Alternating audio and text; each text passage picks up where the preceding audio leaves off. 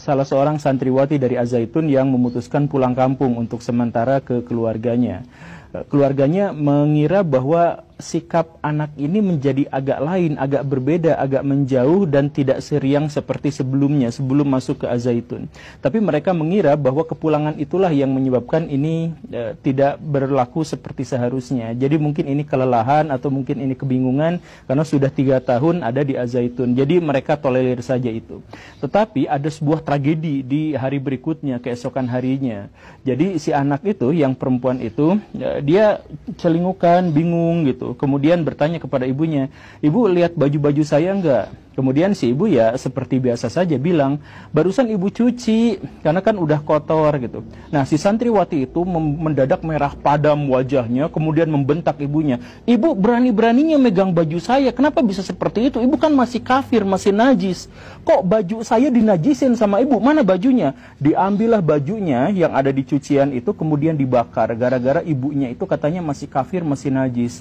Si ibu tentu saja shock pada waktu itu, "Kenapa bisa seperti itu? Kamu dapat ajaran dari mana? Kenapa saya dikafir-kafiri? Saya ibu kamu."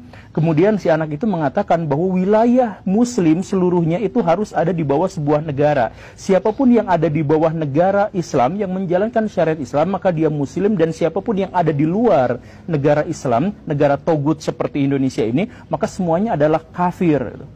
Si ibu nangis, si ibu panik, ngomong ke ayahnya, si ayahnya langsung nyari bantuan, dan cerita ini sampailah ke Pak Atian Ali Dai, seorang dai yang sangat keras, sangat tegas kalau urusannya adalah kemungkaran dan kesesatan.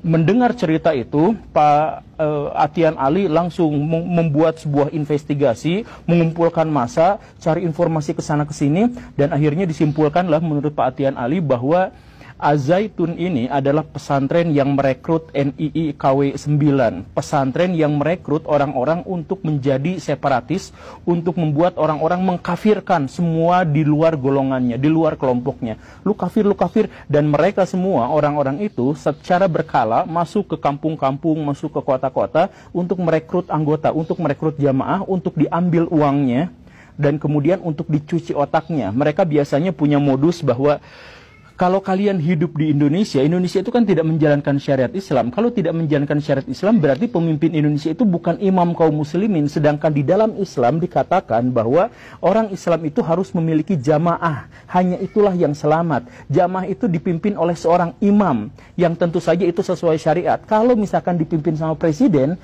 yang dia dipilih oleh muslim dan non-muslim dan tidak menjalankan syariat Islam, maka presiden itu kafir. Kemudian orang-orang yang tunduk taat pada peraturan-peraturannya juga adalah kafir. Nah, biasanya doktrinnya itu adalah seperti itu.